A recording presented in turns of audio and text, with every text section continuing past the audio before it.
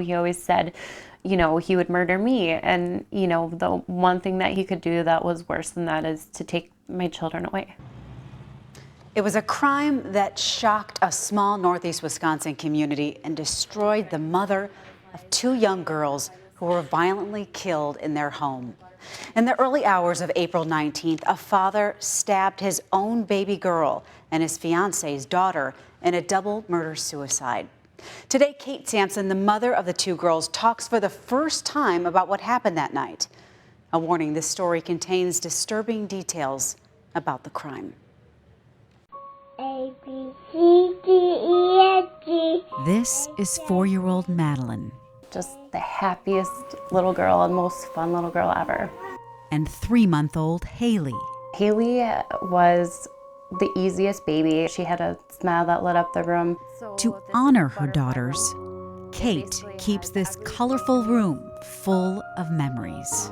Just 6 months ago, in the early morning hours of April 19th, while her two girls slept in bed, He had stabbed both of my daughters, and then he stabbed himself in the chest.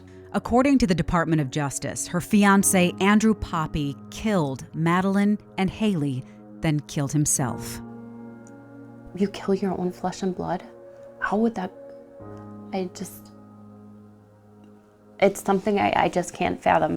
Now Kate says the Seymour Police Department mishandled her reports of sexual violence and death threats. He would hold me down on the bed, and then, he'd strangle me a lot. And then, like I said, his threat of choice always would be, if you say anything or anybody else says anything, your kids are going to grow up without a mother. Poppy was Haley's biological father. It was great because it seemed like he was a really nice person. It seemed like he was a family man. We decided to add to the family.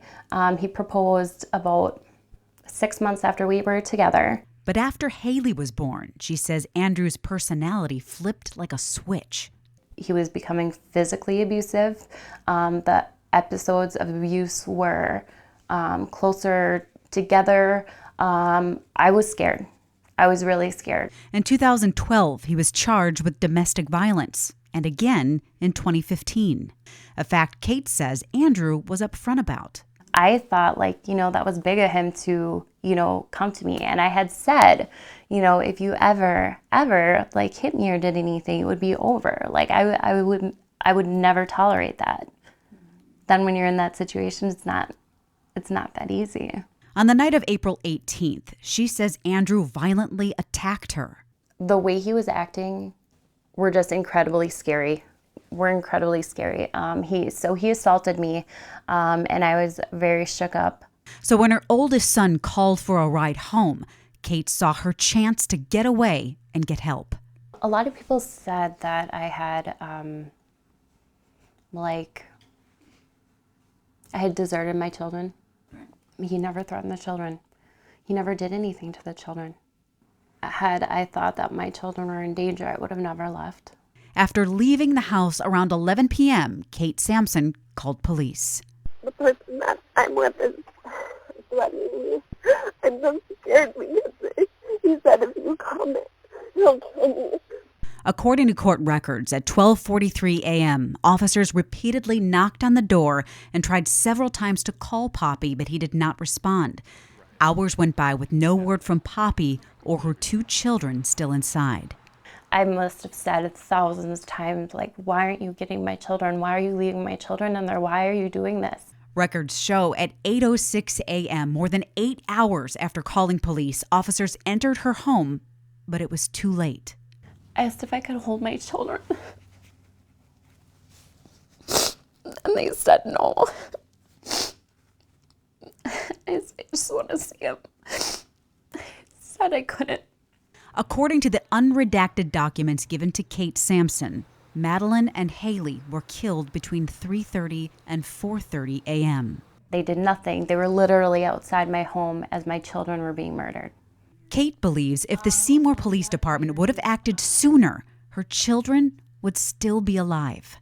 The Seymour Police Department declined an interview about this case, but released this statement. The Seymour Police Department takes domestic violence extremely seriously. we strive to treat the victims of domestic violence with the respect and compassion they deserve. We are currently working with due diligence with our law enforcement partners to prepare a response to this broadcast. Kate says the Seymour Police Department made critical errors in the handling of her case.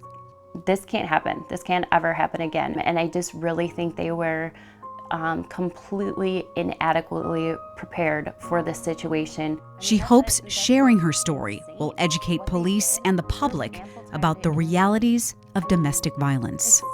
A lot of people, would say, well, why wouldn't you just leave? Like, it was that easy. I tried to leave and he murdered my children. I have been in close contact with the Seymour Police Department, who again say they're working on a response to a list of questions about Kate's claims and further details about the Wisconsin Department of Justice report. We'll bring you those details as soon as we can. We also have much more on this story on our website, NBC26.com.